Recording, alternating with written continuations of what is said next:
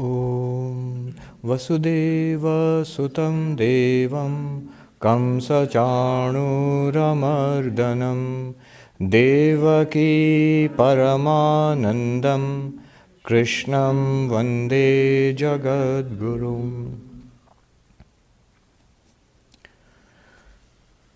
We are studying the Bhagavad Gita, and we are in the second chapter. Of the 18 chapters, the second chapter is the most important. It basically contains the essence of the teaching. And in the second chapter, the teaching about the Atman, ourself, who we really are, that is the central teaching. So that's what Sri Krishna has been telling Arjuna till now. We have covered that part. We have studied about that. While wrapping up that teaching, the doctrine of the Atman, Sri Krishna mentions two important concepts in Indian thought. Not just Hindu Vedanta or Hindu thought, but also Buddhist, Jain, Sikh. The Indian, an important concept of the Indic worldview. What are these two concepts?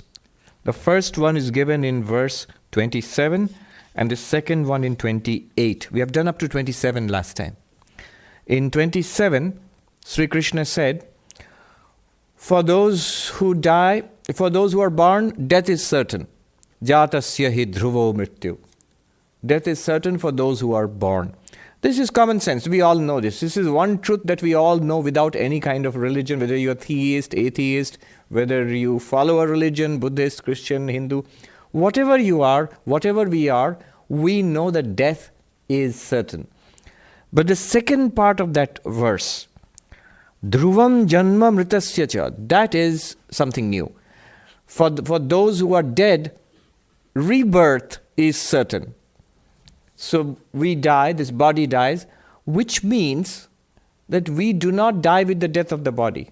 There is something that continues and is again reborn in other lives, in other bodies. So this idea, the doctrine of reincarnation, punarjanma, many lives, many bodies, this doctrine, it's a central feature of Indian thought. I've had occasion to mention this earlier, that in spite of the tremendous diversity in ideas about God, there are different schools of Hinduism which believe in God, but God may be with form, may be without form, may be male or female or beyond gender. There are schools of Hinduism which do not believe in God. There is Buddhism which does not believe in God. There is Jainism which does not believe in God. There are different ideas about the nature of this universe, about what is the nature of the human problem and what is the solution. So many different ideas are there, so many different practices are there. But there's one thing common to all these streams of thought, all throughout in ancient India, all of them, they believed in this idea, this concept of reincarnation, that this is not the only life that we have had. We have had many lives in the past, and we will continue to do so. Therefore, we do not die with the death of the body. Death is death of the physical body. But something continues over. There is an afterlife, and there are many lives, in fact, to come. So this is a very fundamental part of the Indic worldview. And why Indic worldview? I was just thinking, all the religions of the world, they all believe in some kind of afterlife. I was at the New York Ethical Society, and you know the one just down, it's on 64th, I think. It's a very old institution. It's 1876, 1877. So their leader, we were in a discussion yesterday in the evening, and their leader was telling me how it came to be founded. It's in 1876. Felix Adler, who a Jewish man from Brooklyn, who was training to be a rabbi. He went to Germany and studied philosophy. And it seems his mother warned him, nothing good will come of that. And it didn't, depending on your perspective, because then he lost faith in God. He said he can't believe anymore in religion and God and all of that. But Definitely he believes in values and ethics and meaning in life, so he founded the Ethical Society here. Anyhow, we were in a discussion, and somebody raised the question, what is so terrible if after death there is nothing? Simply, that's the end. Of course, there is matter. I mean, the body will disintegrate into the elements and so on. The energy in this body will be released into the system. But there is no personal continuity. There is no continuity of the sentient being which we regard ourselves to be. This one does not exist anymore after death. What's so terrible about it? What's so terrible about it? What's wrong with that? The only thing that I commented to the discussion was, what is terrible about it and what's wrong with that? It's a huge question. But note one thing. All the religions of the world, from the most primitive cave dwellers, they also talk, you see in the paintings there are depictions of death and a spirit world afterwards. All religions of the world, all the traditions, the native traditions in Australia, in America here, in India, in every part of the world, and all the major world religions, Judaism, Christianity, Islam, Buddhism, Jainism, Hinduism, all its varieties, Sikhism, all religions of the world, Taoism, Shintoism, Taoism, all of them, Confucianism, all of them believe that there is something that continues after death. One lady, she said, no, I don't think there is any afterlife in Judaism. I've heard this from Jewish people, that in Judaism there's no heaven, hell, nothing after death. But that's a wrong idea. You just have to Google it once, afterlife in Judaism. Immediately you'll get enormous amount of information. The thing is, and if you in fact look at the Bible, the Old Testament, all this idea of an immortal soul and heaven and hell, was the whole thing invented by Jesus? No. In fact, Jesus, his contribution is not so much original as taking out the essential spiritual teachings of the existing Judaic traditions and giving them in a new, creative, concentrated form. It's not that he invented something anew. So those were all there in the Hebrew texts. In fact, if you look at the entire Judaic tradition, all the texts, including the rabbinic tradition down the ages, they are vague or sometimes clear that there is an afterlife. Maimonides, the great teacher, he spoke about not only one afterlife, but a greater afterlife after that afterlife. So very close to, I was just thinking, the Vedanta idea that we have many lives, but ultimately the reality is all that will stop and we realize ourselves as Brahman. So an afterlife, after the afterlife also makes sense actually. Anyhow, so you have all these views, but I noticed one thing. I just, all courtesy Google, it takes a 5-minute search. You get all the data. I noticed one thing. There is no Jewish teacher throughout the history of Judaism who has said clearly there is no afterlife. Nobody has said clearly what a materialist might say. There is nothing after death. It all ends with death. No Jewish teacher has ever said that. And my instinct was that would be the case. It's impossible to have religion without nothing beyond death. So, it's not just Hinduism. Every religion says there's something after death. But the Indian religions go further and say that that afterlife, it's like a cycle, repetition. We are reborn again and again. Some others may say that, no, we are not reborn again and again, but we continue to exist in some kind of suspended animation until certain things will happen and so on. But every religion agrees that death is not the end. So that's the point. Now, Sri Krishna introduces that idea here. An associated idea with reincarnation is the law of karma or the doctrine of karma. I wouldn't say law of karma, doctrine of karma. What propels birth and death and rebirth? What's behind all of that? And the Hindu idea, in fact the Indian idea, Hindu, Buddhist, Jain, Sikh, is that it is cause and effect. Everything that we see, These are consequences of certain causes set in motion in past lives. And what we do now consciously are causes being set in motion now, forces being set in motion now, which will give results in future. Since we have this life, it's an effect of past causes, so we must have existed in the past. If this is true, if this train of thinking is true, then we must have in some form existed in the past. And if all our karma is not existed in this present life, if we generate new karma, new causes in this life, then we will have to exist to get the results of those karmas in the future. So many lives in the past and many lives extending to the foreseeable future. That's what Sri Krishna introduced in 27th verse. We did this last time. The second important conception he introduces in 28th verse, we shall see.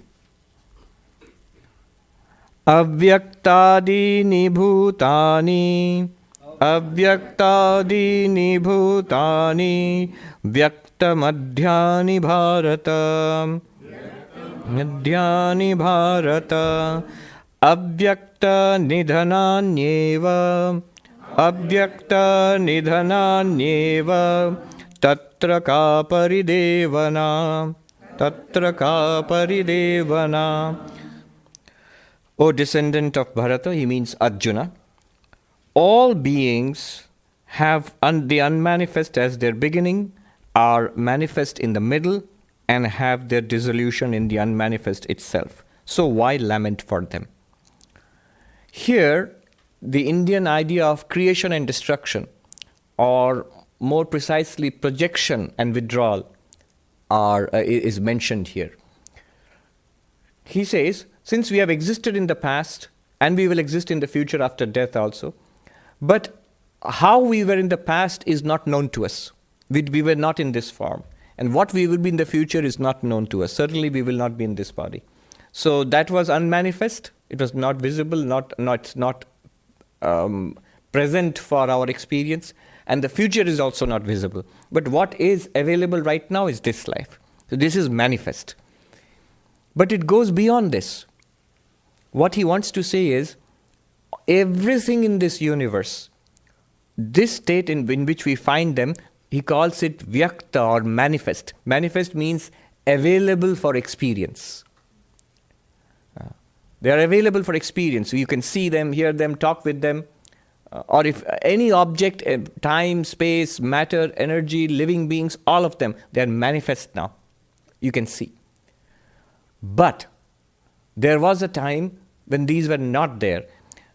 Now the question is, did they not exist at all? Or did they exist in some unmanifest form? The Vedantic idea, which Krishna is introducing here, is the idea of creation and destruction is not that there is creation from nothing. There is creation from something. And not that destruction is something into nothing. It is something into something else. Well, let me make it a little more clear. Suppose, like an example is, from a seed. In the seed, there is no tree. Right now, there is a tree, but before this tree was there, it was a seed. It did not pop out of existence from thin air. It was there as a seed. And everything that you see in the tree, at least in outline, was there in the genetic material encoded in that seed. But it was unmanifest. What do I mean by unmanifest? When I say everything of that tree was there in the seed, I don't mean that if you investigate the seed, will you find roots and branches and leaves and fruits and birds and nests on no, nothing. Nothing. You will not find any of that. And yet, the entire potential of the tree was there in the seed. And now we know it much better. With the advances in genetics, for the last 100, 200 years, we have known it. Especially with the discovery in the recent years, of the chromosomes and the DNA. So we know the fact that what we see expressed as living beings, the characteristics of ourselves, they were all there in the seed. So it is transmuted, it was in an unmanifest form. When it sprouts and develops, you see a gradual manifestation of an unmanifest, of a pre-existing unmanifest potential. And the tree may die, but what the tree was is again encoded in a seed. So it goes back into the unmanifest. That's what we say. A simpler example is a potter. He takes clay and molds it into a pot. And if he's not satisfied, he may push it all back into a featureless lump of clay. Now, one way of looking at it is that the pot was entirely there in the clay. Every bit of it was there in the clay. The potter just gave it a shape. And when he destroys the shape, it's not that the pot is gone. The reality called the pot was nothing but the clay, and it has gone back to the clay. So the pot was pre-existing in the clay in an unmanifest form. When you call it a pot, it's manifest. But afterwards, when it's again a lump of clay, we'll say the pot is still there in an unmanifest form. The thing is, unmanifest means you cannot see it, hear it, smell it, taste it, touch it. You can't take it to pottery barn and sell it. You can't put water in it. You can't use it. So unmanifest means it's not available for transactions. But in a potential form, it's there. That is the Hindu idea of creation. The idea of this entire universe. It has not come out of nothing. It existed in an unmanifest form. For the entire universe, it's not a seed or a lump of clay. Rather, in Vedanta, we call it Maya. It existed as Maya, the power of God, Ishvara Shakti, the power of God. And then creation started. In Sanskrit, Srishti. Srishti means projection. So what was already there in Maya in an unmanifest form was in Maya. Would you have found stars and galaxies and plants and Vedanta societies and things like that in Maya? No, none of it. Neither time, nor space, nor matter, nor energy. None of it was there. But when Srishti starts, all of it is projected out. And so you have this universe, this physical universe, which we see, time, space, matter, energy, stars and planets and life and all of that. And the idea is one day it will all be destroyed. What is destruction? What is destruction? Not complete destruction. This whole thing will again go back into its potential form as Maya. And then, after a timeless duration without time, again projection starts, Srishti. So when projection starts, unmanifest to manifest, stars and planets, matter and time and space and energy are projected out. Now we may call it a Big Bang or whatever. And the entire universe is presented before us. And after an immeasurable period of time, again it collapses back into, again, I don't know, today you might call it a singularity or something. But even beyond that, into the unmanifest, which is Maya. So all beings have their beginning in the unmanifest. In the middle, they are manifest. What is middle? We call it a living being. We call it a universe. And the end is again unmanifest. We call it death. We call it the destruction of the universe. So this is the idea of creation, existence, and destruction in Vedanta. In Sanskrit, Srishti, Sthiti, Pralaya. Srishti, Sthiti, Pralaya. And the idea in Vedanta is, so not only Vedanta, in any religion, God is said to be the cause of creation, the creator. In every religion, every theistic religion. So what is the idea of God in Vedanta? Brahman, with the power of Maya, is the cause of the projection of this universe, its sustenance, and its eventual reabsorption. So from Brahman it emerges, in Brahman it exists, into Brahman it disappears. This whole process happens because of Brahman's power called Maya. So this is the idea. Another example would be our life. Every day when we dream, we have an experience of a dream world. The dream world emerges from our mind.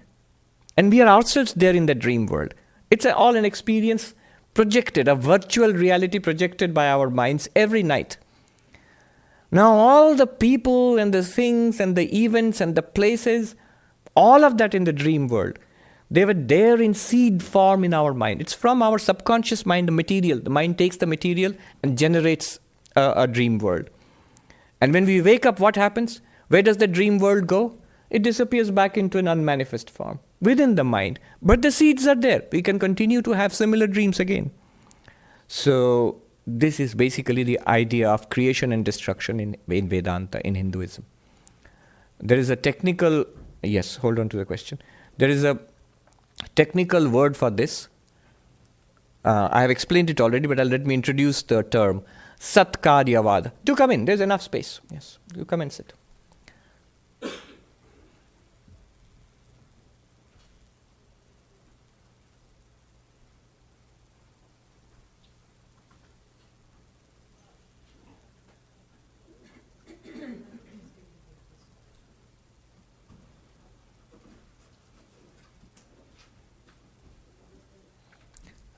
This is called Satkaryavada.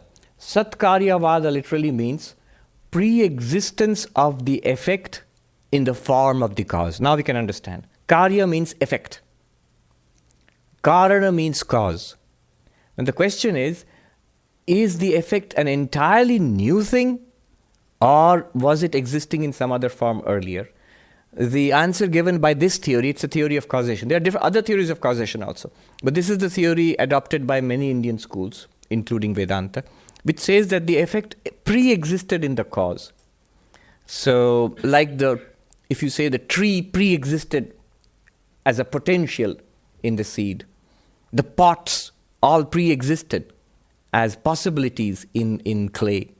So the universe pre-existed as a potential in Maya. So this is called Satkaryavada.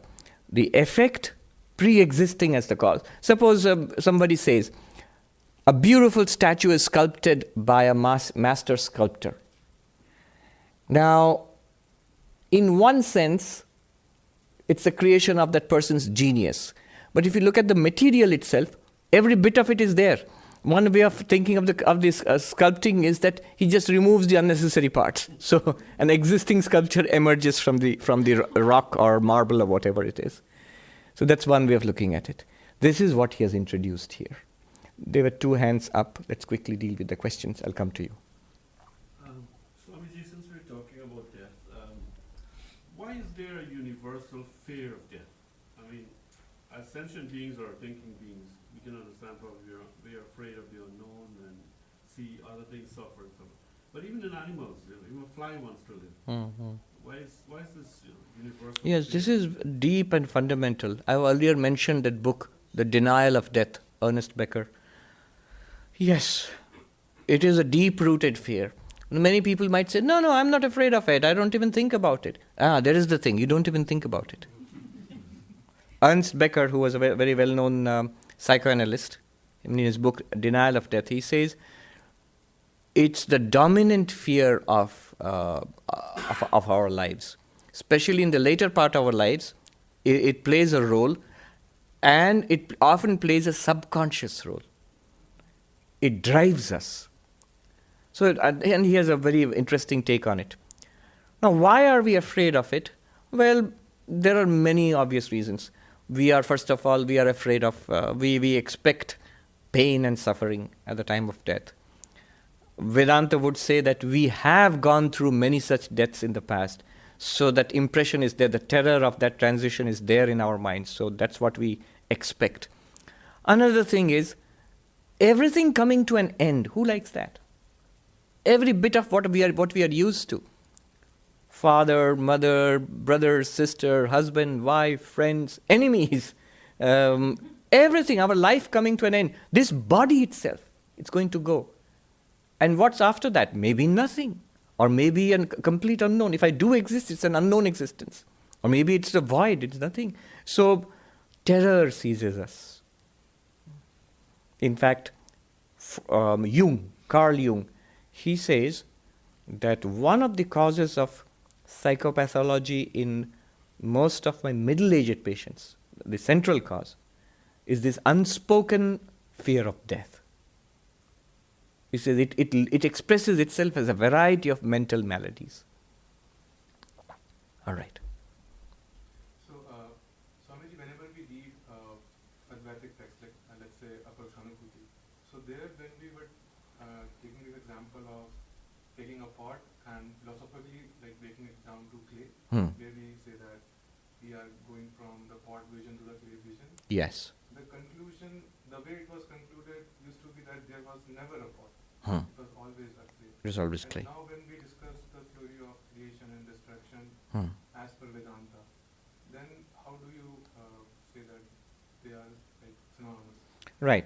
So this is a general idea which is giving. It's not only Advaita Vedanta, Sankhya also accepts it.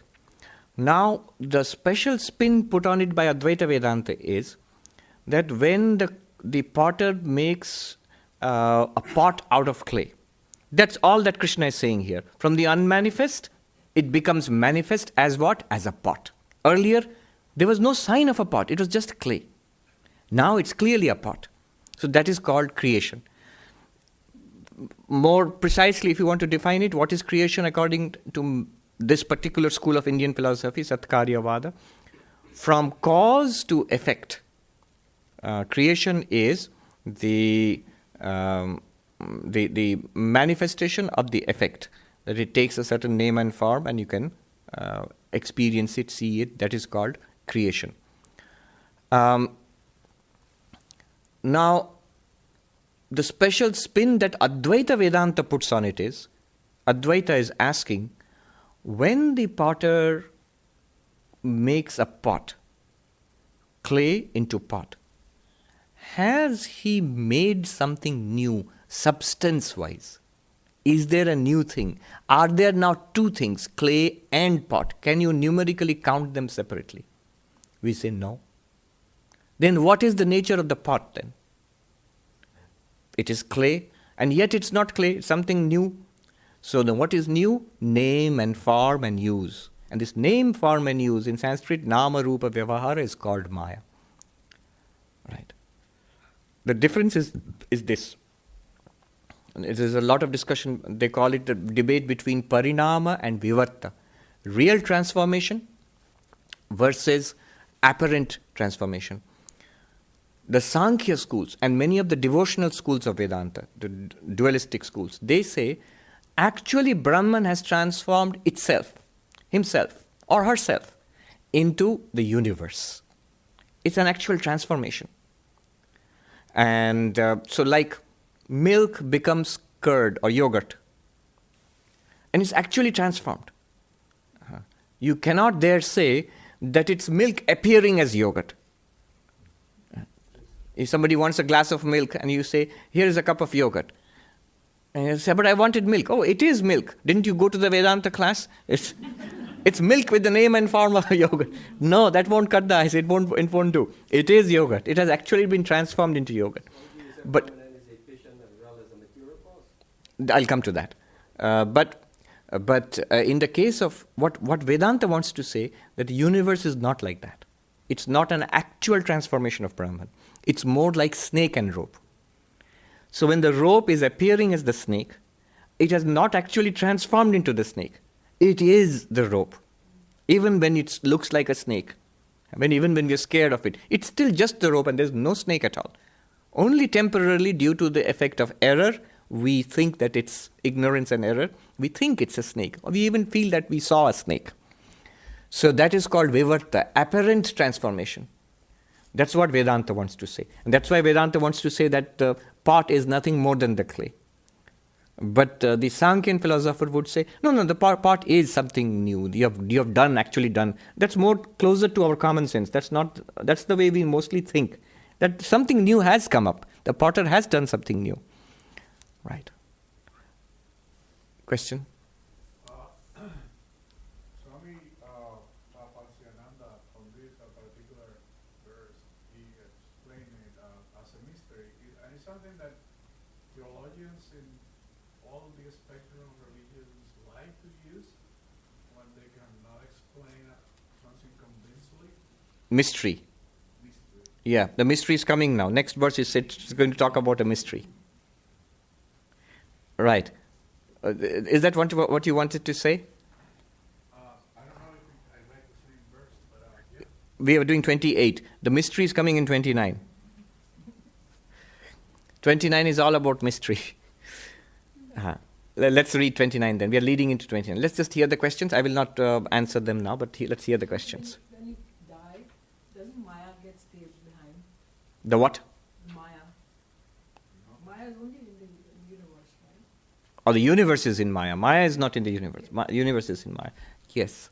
Swamiji, in this transactional reality, we are constantly doing actions and generating papa and punya. Yes. So, how do we get net neutral? Does an unselfish action also generate papa and punya? So that's a question. What was the word? Did you say? How do you get a net neutral, a neutral balance? It's never going to happen that way. Vedanta says the only way you can transcend this is by realizing that you are Brahman, and so you go beyond the realm of karma altogether. Swami Vivekananda says, good, good, bad, bad, and none escape the law. But whosoever wears a form means this one, wears the chain too. What's the chain? And a beginningless chain of cause and effect, karma, which has produced this one. Then what is Vedanta? Far beyond name and form is Atman ever free. Know thou art that, sannyasi bold, and say Om Tat Sat Om. So if you know yourself as that, you are free. The chain of cause and effect, according to Vedanta, it's also illusory. Knowledge will destroy it completely. Gita also says, all karmas are destroyed by knowledge. So how karma can be destroyed by knowledge? Only possible. What is it that knowledge can destroy? Ignorance. And the product of ignorance is never real. The snake produced by ignorance is an error, a mistake. There's no real snake there. The dream, all the things that happened in dream, it's in an ignorance of our sleep. So they are not real. The solution for the dream problem is waking up. The solution for the snake problem is the knowledge of the rope. Right? The solution for samsara problem is not more karma or better karma, but waking up to our real nature. Having said that, in this transactional world, what do we do then? What are we supposed to do?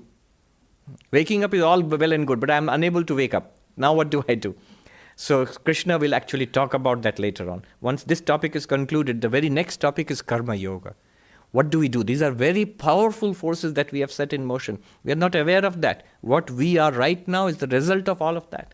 Swami Vivekananda says, karma. What we are today is the net result of all we have done and thought in the past.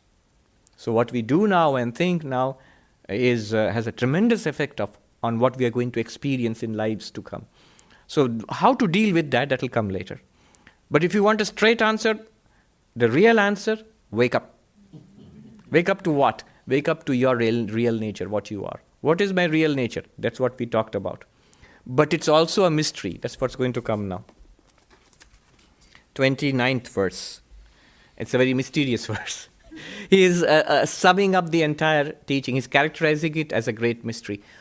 If it is so direct, why don't I experience it? If I am the Atman, why don't I know myself as such? Why do I think I'm a body, mind, a person? If it is everywhere, how come I don't see it anywhere? If it is all the time, why don't I see it anytime? That is the question. And here's the answer. Or no answer. This is the thing. 29th verse. Ascharyavat pashyati kaschidenam. Ascharyavat pashyati kaschidenam. Ascharyavat vadati tatheva chanya. Ascharyavat vadati tatheva chanya. Ascharyavat chainamanya shrinoti. Ascharyavat chainamanya shrinoti. Shrutvapyenam vedana chaiva kaschet. Shrutvapyenam vedana chaiva kaschet. One sees this self, Atman, as a wonder, mystery, if you want to use the word mystery, as a wonder. Another talks of it as a wonder. Another hears of it as a wonder, as a mystery. And some others, again, even after hearing about it, they don't know it, they don't realize it. So what does it mean? He's basically talking about the extraordinarily subtle nature of the teaching. So let's go into this verse. What does it mean? And remember, all the time I'm giving you mostly a non-dualistic interpretation. So if you pick up an interpretation of the Gita from a dualistic school, from a bhakti school, you'll get a different take on it. All right, the first one. Some see it, some person sees this means the Atman, as a wonder, as a mystery. Why is it a wonder or a mystery? Pashyati means sees. One sees it. The thing is, this Atman, the one which we are trying to understand, our real nature, is not an object of the senses. It is not something that you can see, not something, though you are using the word see. Pashya means to see, but not, it also means not just literally see with the eyes. It also means get an insight, to realize, to come. We use it in English also, getting an insight. We say, oh, I see. That means, oh, I understand. So pashyati, it's not something that you can actually see with your eyes. It's not something that you can hear or smell or taste or touch. It's not also something that one can actually conceive of and come to an understanding with the mind. The teachers say, Indriya man buddhi ka vishay nahi hai. It's not an object of the senses, it's not an object for the mind or the intellect, and therefore it's a mystery. Something that I can understand, not a mystery. Something that I can see, hear, smell, taste, touch, not a mystery. But something that is there and yet it's beyond my sensory apparatus, it's beyond my intellectual capacity, then it's a mystery. So some see it as a wonder. Why is it so? This Atman, see, every knowledge in our experience requires three things: knower, the knowable object, and knowledge. Jnata, Gyeya, Jnana in Sanskrit. The knower, the knowable object, and the knowledge of that object.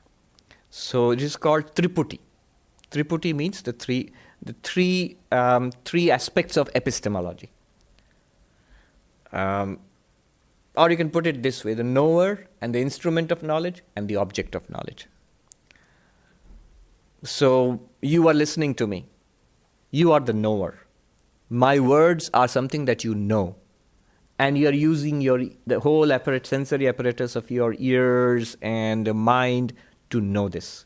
So there are three here: the knower, the known, and the instrument of knowledge, or knowledge itself, whatever you can call it. So Triputi. In the case of Atman, none of these three will work. First of all, it's not an object to be known. Because why is it not an object? Because it doesn't exist, huh? Is that true? Why is it not an object? Because then what is it? It's a subject. It's you yourself. It's not a thing that you know. It is you yourself. It is the knower oneself. So it cannot be an object of knowledge. It is beyond the range of all the instruments of knowledge. So the instruments of knowledge do not work there. And so then say, at least the knower is there. I am there. Yes, it's your very, very self. So you cannot say that you are the knower of that self in the sense of knowing, in the sense in which you see things, hear things, smell things, in the sense in which we memorize things, understand things. In none of these senses are you the knower of the Atman. Even the enlightened person, the person who has become enlightened has realized, I am this. Even that person is not a knower in this sense, in the sense we are normally used to. So, to put it this way, these three, the Triputi, knower, known knowledge, or knower, known, and the instruments of knowledge, do not apply here. So it's a mystery. Therefore, it's a mystery. But then how is it known? Is it completely unknown? No, we don't say that. If it was completely unknown, then the book would be of no use. It can be known. But how? Quite apart from all of this, is there any other way of knowing? Is there any other way of seeing? Is there any other way of realizing it? Yes. The Atman is known by itself. It knows itself by itself. There's no other way of putting it. It's an entirely unique thing. Nothing else works here. Let me give you an example.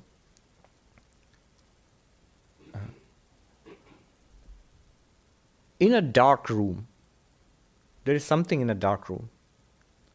Now you take a light and you go there, shine the light upon that object. Maybe it's a book or something. And then you can see the object. An object is necessary, the light is necessary, your eyes are necessary. All of them are necessary to know that. All right? So there is an object of knowledge which is separate from you, which is not you. There are instruments of knowledge. The light is a necessary condition, your eyes are a necessary condition, mind has to be alert, all of that. And you, the knower. All are necessary. The three are necessary for knowing it. Now suppose you are in that dark room. I ask you, how did you know that there is a book? I saw it. How did you see it? With my own eyes, with the help of the light. Now if I ask you, are you there in that dark room? Yes, I am there. How do you know? With what light, with what eyes do you know? Suppose there is no light. Now can you say that there is a book? No, I can't say it. Can you say whether you are there or not? Yes, I can say I am there. Shut your eyes in the dark room. No light, no eyes. Close your eyes. Can you now say whether there is a book or not? No. Can you say, are you there? Will you say, let me open my eyes first? Let me see. No. Let me switch on the light first. No. Let me ask my friend, can you see me? Am I there? No. You are continuously revealed to yourself without any effort. Even that, so is that Atman? No, even that is not there. That is the reflected consciousness in the mind. That points to the real consciousness. That has to be grasped. So this gives an indication of what it means of knowing oneself by oneself. We do it all the time. Our own existence is revealed to us by itself. Then what is the problem? The problem is this continuous self-revelation that I am doesn't seem to be of much use. In fact, it is the source of all problems for us. Because it immediately becomes entangled with body, with mind, and all the problems of body and mind. I am. Immediately it becomes, I am sick. Oh. I am cold. Winter solstice. I saw in a computer, even in the Google is shivering, it says winter solstice. I am, but cold. I am poor. Or I am a student and I have to, there's an exam coming up. I am in tension. All sorts of problems. World problems, body problems, mind problems, relationship problems. The I am is entangled. The pure I am, we have no sense of that. That Vedanta is trying to reveal that to us. Vedanta is trying to show us that the I am is actually not entangled with the body-mind problems. The body-mind and its problems. Anyway, that's the project. So my point here was, if I say the Atman is, the true self is known by itself, do you get a sense of what is meant by knowing something by itself? It knows itself by itself. This statement, is it making some sense to you when I say the way you know yourself in a dark room, where you cannot see anything, hear anything, your eyes are closed, yet you absolutely, without any doubt, you know that you are there. That gives you a sense of what is meant here. This is said to be this self-knowledge, the knowledge of the self. There's a word they use in Sanskrit, karana nirapeksha, independent of instrument of knowledge. There is knowledge which is dependent on the instruments of knowledge. What we see depends on eyes. What we hear depends on ears. What we think and remember depends on the mind and memory. They are instruments. If you think that, if you don't agree, just ask a person whose memory is failing. That person clearly sees that something, I am there, but there's something within me that's failing. It's clearly an instrument. Memory is an instrument. Mind is an instrument. Intellect is an instrument. You see, I'm not as quick as I used to be. Intellect is an instrument. These are all instruments, and they deliver knowledge. They produce, they generate knowledge for us. They operate upon their respective objects. What do I mean respective objects? The eyes operate on form, the ears operate on sound, the tongue on taste, and the nose on smell, and so on. These are instruments, and the knowledge they generate is born of the action of these instruments. Without these instruments, that knowledge will not be generated. That knowledge depends on these instruments. Knowledge depends upon its source. But the self-knowledge, the knowledge of the self, Atma Jnana, is independent of these instruments. It may take the help of the instruments. You need all these instruments to come to Vedanta class, to listen to Vedanta class, to even understand and memorize the verses. You need all the instruments. But the realization, when it comes in the Atman, by the Atman. You yourself have to intuit yourself. And in a flash, you realize, this is what I am. Swamiji, on a scale of 1 to 10, how difficult is it to get the realization? Is it easy? Or is it just that we are not trying enough? Is it too difficult, or is it 1 to 10? 1 to 10, I can't rank it. 1 to 10, if you ask for a ranking, the answer is it's a mystery. But the second part you asked is, how difficult is it? Is it that we are not trying? Answer is always, it depends. How easy is it? It's the easiest of all things. It's continuously available to us. It is effortlessly available to us. How easy is it? It's not at all easy. The difficulty, in terms of the difficulty is generated by us. It's not that the Atman, there's any difficulty in realizing the Atman. We have generated the difficulty. Now, it is easily available to us if you sincerely seek for it. That's the only answer that I can say. Sri Ramakrishna puts it in bhakti terms, vyakulata, intense desire to know it. A monk once said this, that a sincere seeking must be there. You sincerely, energetically, passionately seek it, you will know it.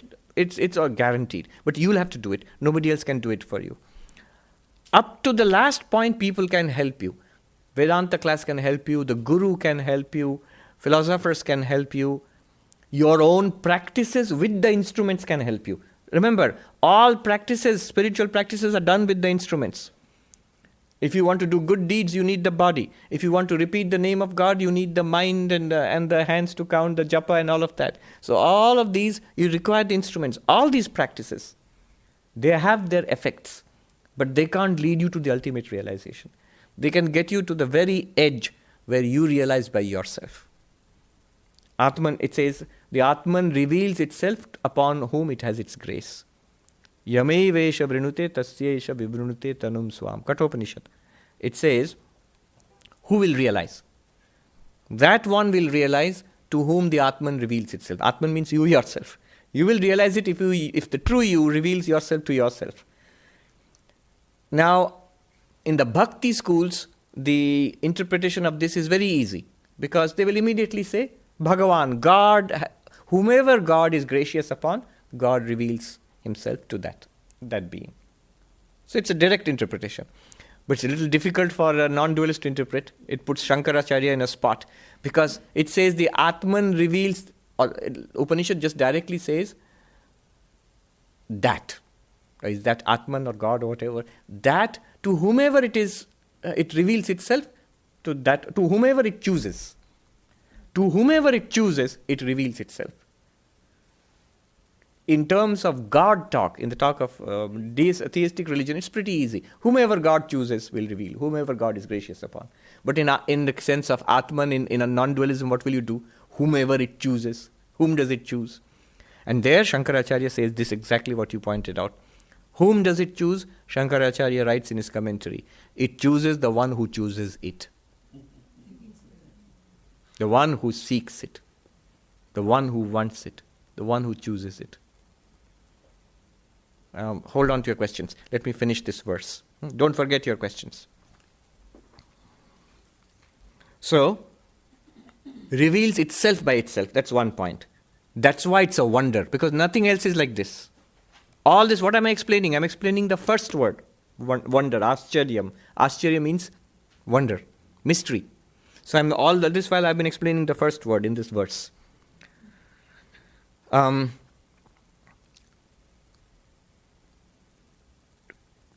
Enam, this one.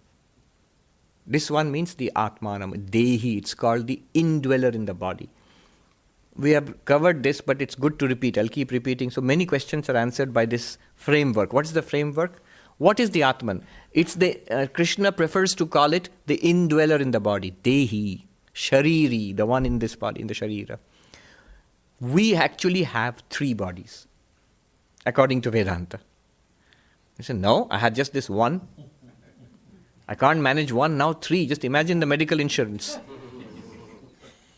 Don't worry, it's not 3 physical bodies. You have one physical body, like this one. But within this body, there is what Vedanta calls a subtle body, Sukshma Sharira. And innermost is what is called a causal body, Karana Sharira. In Sanskrit, Sthula Sharira, physical body, Sukshma Sharira, subtle body, Karana Sharira, causal body. If you want to further details, what exactly... The physical body we all understand, this one, the one which doctor weighs and examines and pokes and prods, that is the physical body.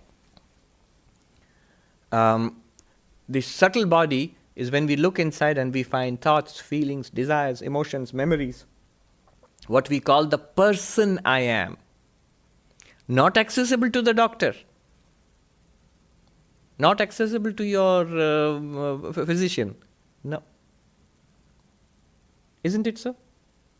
Which instrument can discover your whether you prefer cappuccino or latte? Which instrument? They can at the most scan some parts of your brain and find some corresponding neuronal activity. But your desire itself, your thoughts, your beliefs, the actual first-person experience you are having, which instrument? Nothing. At the most they can go to the brain and see some activity there. So that subtle body is the thoughts, feelings, emotions, ideas, what we feel inside. That is the subtle body. If you go beyond that means in your inner experience, you will hit a blank wall. Nothing. What else is that beyond that? If you dismiss the physical body, suppose you have no sensation of the body, you hear nothing, see nothing, smell nothing, taste nothing, touch nothing. You remember nothing, you do not talk internally, you do not desire anything, hate anything. I'm not trying to understand anything, look for anything. Stop. It's a blankness. That blankness is called the causal body. The Atman is beyond. It helps to think of it as encased. Though it's not encased in that sense, but it's a first step. Think of it as other than. The real I is not this body, is not even the person. That's a big step. Most of us are sort of irrevocably committed to the idea that I am a person in a body. Not even the person. Not even the blankness which ensues when you dismiss the person intellectually. Beyond that is the Atman. That's what Krishna is trying to point out. So these 3 bodies. Further detail, if you want further detail, the physical body, Sthula Sharira, is composed of, is what is called the Annamaya Kosha. Made of the food and drink that we have eaten, converted into physical body. The subtle body has 3 components. Pranamaya Kosha, Manomaya Kosha, Vijnanamaya Kosha. The vital sheath, the mental sheath, and the sheath of the intellect. That is the subtle body. And the causal body is called Anandamaya Kosha, the sheath of bliss. Why? We will not go into it today. If you want further detail, go further into and see, turn up the resolution of the microscope. What are these? The subtle body, what is it made of further? Physical body, we know. The doctors have tremendous knowledge of the physical body, down to cellular and intracellular level. The subtle body, if you look, Pranamaya Kosha, Manomaya Kosha, Vijnanamaya Kosha. Further, if you look closer, it reveals itself as 19 parts. So in Vedanta, 19 parts, the way Vedanta understands it. The 5 sense organs, not the physical part of it, the powers, the activities, the functions of those organs. 5 sense organs, the 5 motor organs, the 5 pranas, they call pancha prana, the vital activity, the physiological prana. 5 pranas, and mana, buddhi, chitta, ahankara, mind, intellect, memory, and ego. 19 parts, 5 plus 5 plus 5 plus 4. These are the 3 bodies, and what am I trying to explain here? The word enam means this. This what? This self. This self is not any of these. It is the dweller in this 3-body system. This triple body system, apart from physical body, apart from subtle body, apart from causal body, there is a reality. the witness consciousness, that is the Atman. Hence, it's a mystery. We're still explaining the first word, mystery. Why is it a mystery? There are any number of mysteries in the physical body. We're still plumbing the complexity and the marvel of the physical body. The mysteries become even more difficult in the subtle body. And causal body, beyond our thinking. It's not even in ordinary discourse.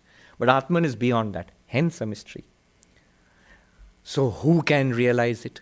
He says, Kaschit. A rare one.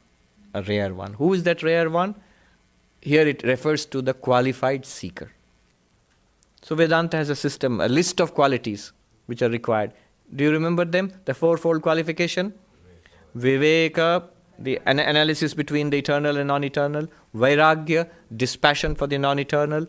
The sixfold treasure. Calmness of mind, Shama. Control of the senses, Dhamma. Titiksha, a spiritual forbearance. Uparati, withdrawal from messing around with the world too much. Then Samadhana, settling down in our Vedantic pursuit. And Shraddha, affirmed faith that there is something in this, I will realize it. So sixfold treasure. And finally the fourth one, Mumukshutvam, an intense desire for freedom. So we must have plenty of fuel in all of these four engines to propel us to this realization. Now he says, Kaschit, only a rare one has all these qualities. That's why it becomes difficult. Don't be discouraged. We all have it to some extent. You all have it to some extent. Otherwise you won't be sitting here today on a Friday evening. Why waste a perfect Friday evening before a weekend in Manhattan, that too, and come and listen to a 5,000-year-old philosophy? Because there is a spiritual inquiry, because there is a spiritual thirst. When these qualifications are rattled off, people tend to get rattled. Maybe it's not for me. Maybe I'm never going to do it. Somebody asked Ramana Maharshi, he of the Who Am I fame. Somebody asked, am I qualified to realize this truth? Because if you look at all this, you feel discouraged. Am I qualified to realize, become enlightened? Am I qualified? And Ramana Maharshi said, did you say I? Because the method is, the whole project is who am I? If you say I, you are qualified because you have an I to investigate. You are qualified. So we have all got an I to investigate. We have the self. We are that. After all, we are that. Of course we are qualified. But we have to work on it. Okay. Next comes another mystery. Ascharyavat vadati tateva chanya. Another one teaches it, it's a mystery. To see it itself, to realize itself, it's a mystery. To teach it is another mystery. Why is it a mystery? I've almost run out of time. This verse is a mysterious verse. Why is it a mystery? To teach it. Anya means the other. Other here means the teacher. The teacher, for the teacher, it has a special problem. Because it is beyond language, beyond conception. That which is beyond language, how can you speak it? Vadati means speaks. Teaches Vedanta, teaches about the Atman. Krishna is teaching Arjuna. With what? With words. What is the vehicle of teaching? What is the vehicle of communication? Words, language. And yet you have clearly defined the Atman as something beyond words. Then how do you do it? Mystery. In the Kena Upanishad, there is a beautiful point where the teacher is about to teach. The student has gone to the teacher. Na vidmo na vijanimo yathaitad anushishyad. The teacher says, we do not know. We do not know it. The Atman you are seeking, the teacher says, we do not know it, nor do we know how to teach it. Can you teach us enlightenment about the self-knowledge of Vedanta? The teacher says, we do not know how it can be taught.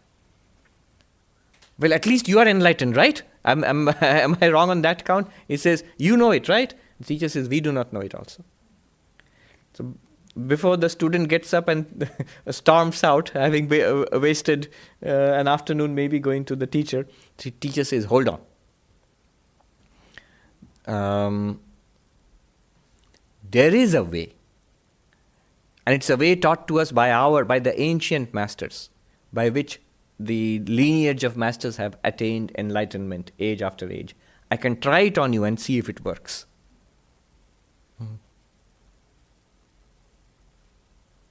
And the language there in the is Navayani mo yatetad anushishyad.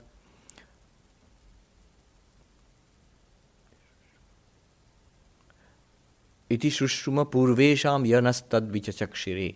Hence we have heard from the ancient ones who have taught us in this way. What is the way? Let me try it. Hold on to the question. Let me try it. We can try it right now, see if it works on you. It can't be expressed.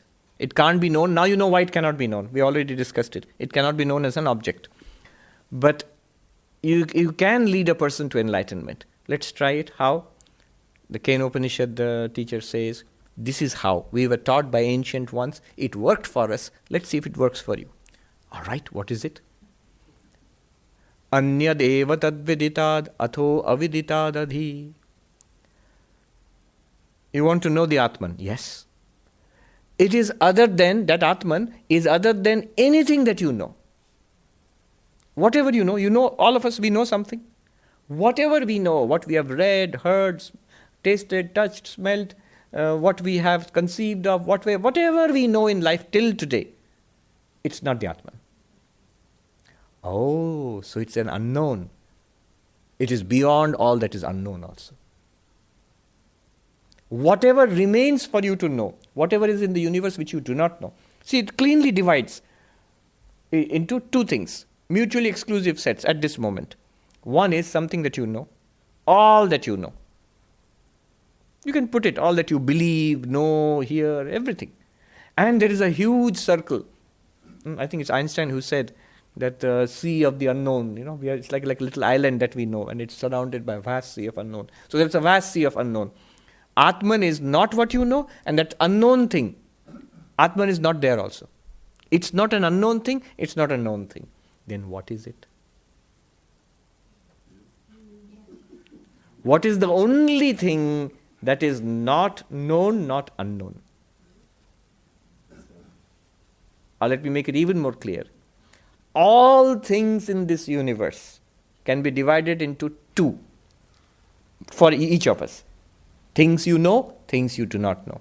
What is the one reality which does not fall in the things you know and the things that you do not know? You, the knower. The knower. Among the knowables, there are two kinds, the known and the unknown. Right now for you, for every one of us. But apart from the known, apart from the unknown, there is the knower. Did it work? Are you enlightened? You are laughing. If you are not enlightened, then we need further detail. Could you explain it to us a little further? It sounds interesting. 18 chapters, Bhagavad Gita. 700 verses. Yes, question? Because on the lineage of teacher, Dakshina Murti was the first one, and he was teaching on silence. Yes. He didn't speak any word. Yes. So Dakshinamurti Stotram talks about, it's a beautiful hymn composed by Adi Shankaracharya. Dakshinamurti is the south-facing Shiva. The iconography is Shiva as teacher, one who teaches Brahmajnana, the knowledge of Atman, enlightenment, and faces south and has this posture. This is called a mudra. Chin mudra. You know what is Chin mudra? Now you can understand. These three are the three bodies. Physical body, subtle body, causal body. Three bodies. This is the Atman. This is the I. Instead of identifying with these three, you take it and identify it with the Atman. That is enlightenment. Chin mudra. Chin mudra. Chin means consciousness. Actually, it's exactly the process is embodied in this. This is the whole teaching. It's very interesting also. It's something that is common to all human beings and some of the higher apes. It is called the opposable thumb. It enables civilization to... because of this, we have civilization actually. There are animals who can't do this. They have paws like this. Only human beings and some other creatures are there. This enables us to use tools. Opposable thumb. Also, another thing you will notice. Anybody in the world who need not... This science of mudras is a vast thing. Anybody in the world who does not even know this, anybody who's trying to convey something to other, I have something interesting to tell you. And convey not in the sense of gossip, convey in the sense of a subtle idea or realization, an insight. They will do this. Have you noticed? You'll notice. This is what I want to tell you. They do this automatically. It doesn't have to be a Vedanta or Dakshinamurti, anything like that. It's something psychological. So these, it's a different subject. It's a vast subject called mudras. Mudras means the way you place your hands and the fingers, the different postures. And they have meanings, symbolic meanings, and they have effect on your mind. So when you meditate, we put our hands like this. Chin mudra, upside down like this. There are other mudras. This is one mudra. This is one mudra. And there are, you use them in pujas. They have immediate effect on the mind. This is one mudra. This is another mudra. So all of these are different mudras. And they have different meanings and the different effects on the person who does it. And this was a very ancient, I would say, a science in itself, of which we only have the vestiges left. All right. Yes, quickly. Ramakrishna, what was the prime spiritual document that he used? Spiritual document? Yeah, for his own spiritual work. Spiritual document in the sense, Like book. A prime reference. If you look at the Gospel of Sri Ramakrishna, Kathamrita, you will find he refers to Gita. He recommends the Gita strongly. In Bengali, he says, Gita khub boi, Gita porbe. Gita is a very good book, read the Gita. He speaks very favorably about Adhyatma Ramayana. And about Vedantic scriptures, whenever they were mentioned, he would actually fold his hands and bow his head about the Upanishads and the Gita too also. Vedas, any Vedic hymn was chanted. Many other scriptures come into the story of Sri Ramakrishna. For example, some bhakti texts are there. Bhagavat is mentioned. Then Ashtavakra is something that he valued. It was a very radical, non-dualistic text. Also remember, he was not particularly textual himself. He was critical of pandits who are masters of the text and yet were not enlightened. We're going to come to that now. Why, after all of this, you're still not enlightened, we'll see. So these are some of the texts which come up in the story of Sri Ramakrishna. Now, the question remains, so it cannot be expressed by speech, and why can it not be? Today I'll just leave you with this. Why can it not be expressed by speech? And how do the teachers manage to teach it, which makes it a wonder? Why it cannot be expressed by speech? That I have a talk. You should look up on YouTube, Paradox of Language. Advaita Vedanta and the Paradox of Language. Is Atman, Brahman, why is it beyond language? And if it is beyond language, then how do you express it through language? Because Gita is language. Upanishads are language. All the texts are language. So there are strategies which are involved. If you're interested, I can take it up next time. And all right, we can spend some time on it next time also. Let me complete the verse. We'll revert back to that point next time before we go ahead. So that makes it a mystery, because everything else can be expressed by language. This cannot be expressed by language, and yet the teacher has to express it by language, hence a mystery. Another point, the teacher also has to be extraordinary. The qualifications of the teacher, I just mention it here. Upanishads say, Shrotriya akamahata brahmanishta. Shrotriya means well-versed in Vedanta. Akamahata means literally not damaged or injured by desire. That the teacher must not have any kind of worldly desire. Yes, teacher has a desire that you become enlightened. That's all right. But the teacher should not have any other worldly expectation from the student. Here you are making donations, but the traditional Vedanta school in ancient times, it's the teacher who had to pay for you. So actually I should pay for you to stay, study, all your stay and study and everything is free, so that you stay on. And when after you're finished, then when you leave, then you give something for it's called Guru Dakshina. So that was the idea. Guru Dakshina means an offering to the teacher. And that's why these ashrams were maintained by donations from kings and all. And in those days, Vedanta teachers had the same problem today, looking for donations and grants. Because we find one of the greatest discussions on Vedanta in the Brihadaranyaka Upanishad, where Yajnavalkya, the great master of Vedanta, goes to the emperor, the king, Janaka. And the king says, have you come for donations? Which means he had been coming pretty often for donations. Literally says for cows. In those days, cows were the wealth. Have you come for cows, or do you want to have a discussion on philosophy? And Yajnavalkya says, both. So, and there's a discussion. It's a fantastic piece, Brihadaranyaka Upanishad, one of the most ancient available Upanishad, and an extraordinary discussion. One of our Swamis in New Delhi is going with the file to a central government office there to get grants for the ashram. And the officer to whom he had gone approached, Swami, have you come for money or for discussion about Brahman? And the Swami says, both.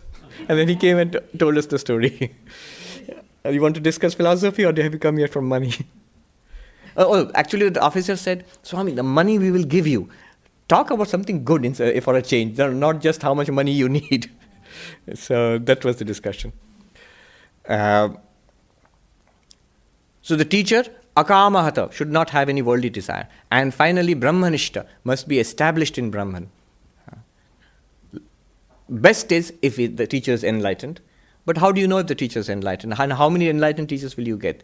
So established in Brahman means the one whose life is dedicated to Brahman, not a part-time Vedanta teacher.